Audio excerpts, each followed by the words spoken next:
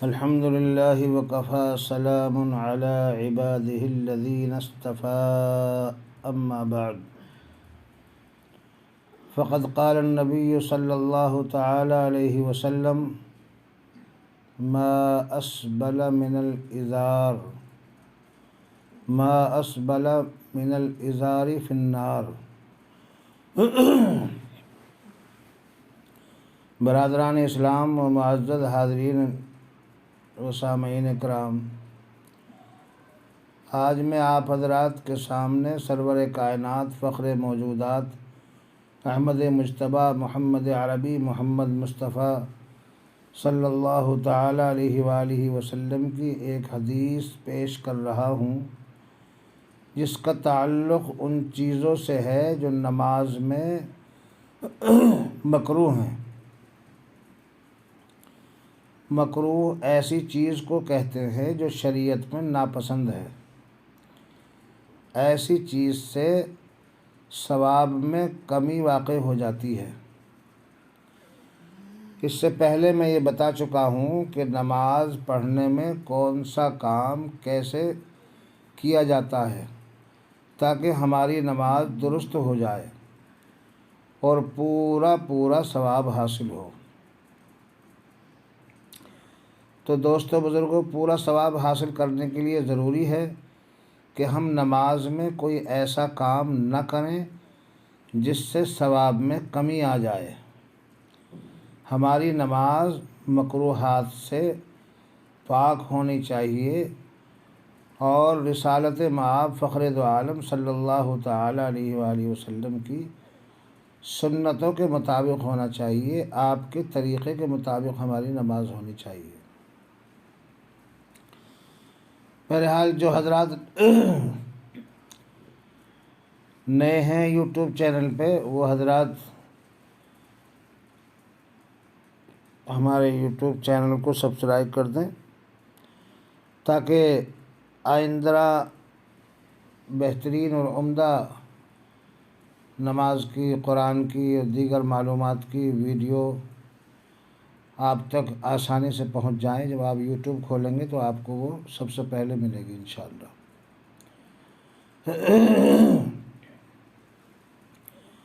اور بھائی یہ بہت ضروری چیزیں ہیں۔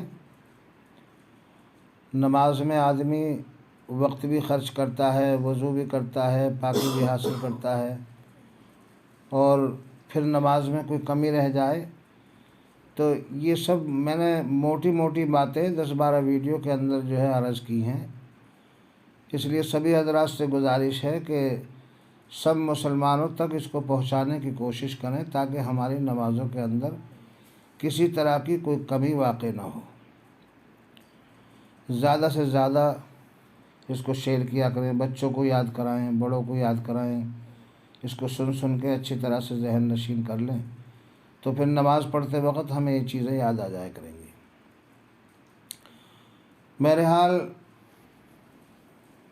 شافع محشر، ساقی کوثر، سرور کائنات فخر موجودات احمد مجتبیٰ محمد عربی محمد مصطفیٰ صلی اللہ تعالی علیہ وآلہ وسلم کی ایک حدیث چھوٹی سی میں نے آپ کے سامنے پیش کی۔ ما اسبل من الازار فی النار۔ ما اسبل کے معنی ہیں جتنا حصہ لٹک گیا۔ ازار کے معنی ہے تہمد۔ فی النار کے معنی ہے آگ میں جلے گا۔ تو حدیث شریف کا پورا ترجمہ یہ ہوا کہ تہمد کا جتنا حصہ لٹک گیا ہے وہ آگ یعنی جہنم میں جائے گا۔ پس اس حدیث شریف کے مطابق نہ تہمد لٹکانا چاہیے اور نہ کوئی ایسا کپڑا جو اوپر سے پہنا ہوا ہو وہ ٹخنوں سے نیچے نہیں ہونا چاہیے۔ تہمد کے لٹکانے کا مطلب یہی ہے کہ پیروں کے ٹخنوں سے نیچا نہ ہو جائے جو کپڑا کے اوپر سے پہنا ہوا ہے۔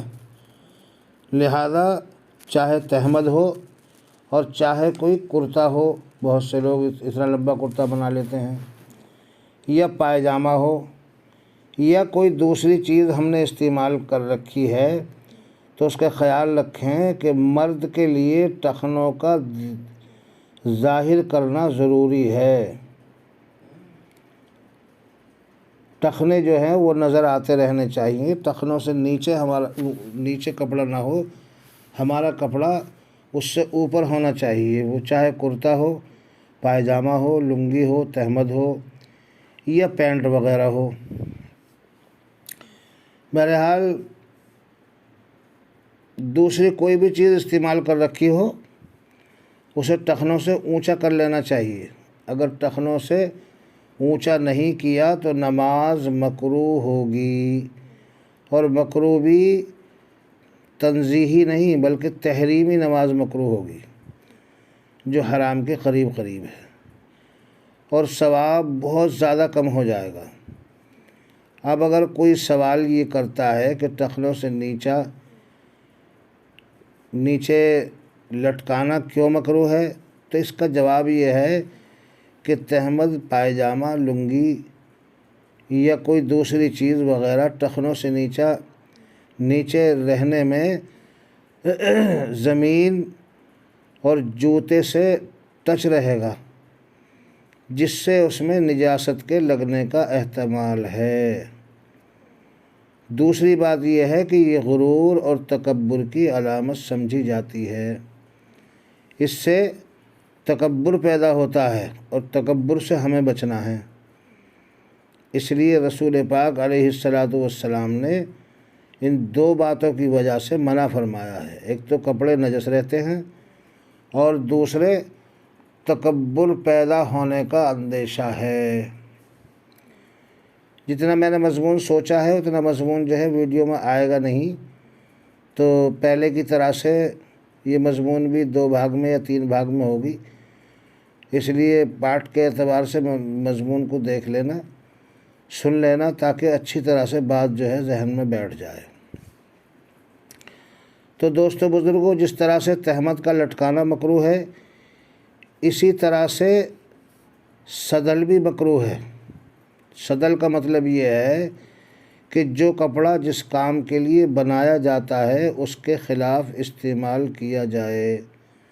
مثلا چادر اوڑھنے کے لیے ہے، اسے کندھوں پہ ڈال کے اور ہم نے جو ہے الٹی سیدھی لٹکا رکھی ہے، اور ایسی حالت میں ہم نماز پڑھ رہے ہیں، یا رومال وغیرہ کو بلا ضرورت کے گلے میں لپیٹ رکھا ہے، یا شیروانی یا کوٹ وغیرہ میں ایک ہاتھ ڈال کر پہن لیا اور دوسری آستین پیٹھ پر لٹکی رہتی ہے، ادھر ادھر کو بھاگی پھر رہی ہے، یہ سب صورتیں صدل کہلاتی ہیں، تو یہ مکروہ ہے۔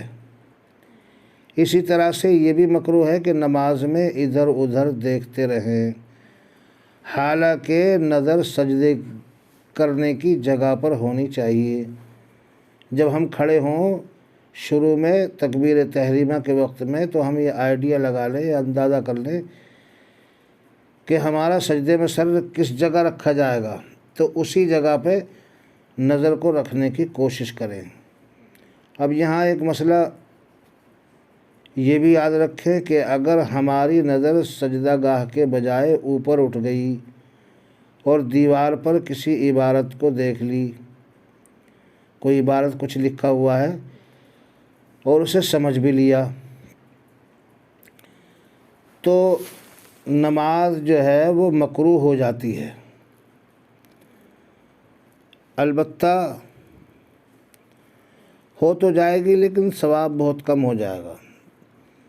اگر کوئی چیز سامنے ہمارے لکھی ہوئی دکھ رہی ہے، نظر آ رہی ہے پہلے سے ہی، یا تو اس کو ہٹا دیں، اور اگر ہمارا ہٹانے کی جو ہے ہماری طاقت قوت نہیں ہے تو پھر اس کی طرف نظر نہ کریں۔ بہت سی مساجد کے اندر بھی بہت سے لوگ سامنے کی دیواروں میں کیلنڈر وغیرہ یا اور چیزیں وغیرہ لٹکا دیتے ہیں، یہ جو ہے بالکل خلاف ادب ہے، اور اس سے لوگوں کی نماز مکروہ ہوتی ہے، کہ گاہ بگاہ نماز کی حالت میں ادھر توجہ ہو جاتی ہے۔ بہرحال نظر اگر پڑی ہے اور اس کو سمجھ لیا ہے تو نماز مکروہ ہو جائے گی، لیکن اگر اس عبارت کو پڑھ لیا، خوب غور سے سن لیں، تو پھر نماز وہیں کے وہیں فاسد ہو جائے گی اور سجدہ سہو سے بھی کام نہیں چلے گا۔ آج کل بہت سارے لڑکے اس طرح کے ہیں جو ٹی شرٹ وغیرہ پہن کے نماز پڑھتے ہیں۔ میں تو یہ نہیں کہہ رہا کہ نماز ٹی شرٹ سے جو ہے پڑھنا حرام ہے، لیکن کوہنیوں کو اگھاڑ کر کے یا بدن کے حصے میں، بدن کے اوپر ایسا کپڑا پہننا جس سے جس سے انسان کے اعضاء جو ہے وہ صاف نظر آ رہے ہوں، یا باریک کپڑا پہننا جس سے بدن نظر آتا ہو، یہ ٹائٹ کپڑا پہننا، یہ سب کپڑے ناجائز ہیں۔ اب بعض مرتبہ ایسا ہوتا ہے ٹی شرٹوں پہ جو ہے لکھا ہوا ہوتا ہے اور وہ بیک سائڈ میں ہوتا ہے۔ اب آپ نماز پڑھ رہے ہیں اور پیچھے والے آدمی کی نیت بندھی ہوئی ہے، اتفاقاً اس کی نظر آپ کی ٹی شرٹ پہ پڑ گئی۔ اب اگر اس نے سمجھ لیا تو مکروہ ہو گئی نماز، اور اگر اس نے اس چیز کو پڑھ لیا تو اس کی نماز باطل ہو جائے گی۔ تو اس لیے ایسے کپڑے ہم استعمال نہ کریں جس سے دوسروں کی بھی نماز خراب ہوتی ہے۔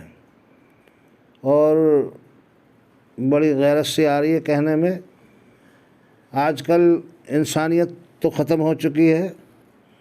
بعض حضرات ہیں بیچارے پینٹیں ایسی پہنتے ہیں کہ اس میں سطر کھل جاتا ہے بیک سائڈ سے، پیچھے کی طرف سے۔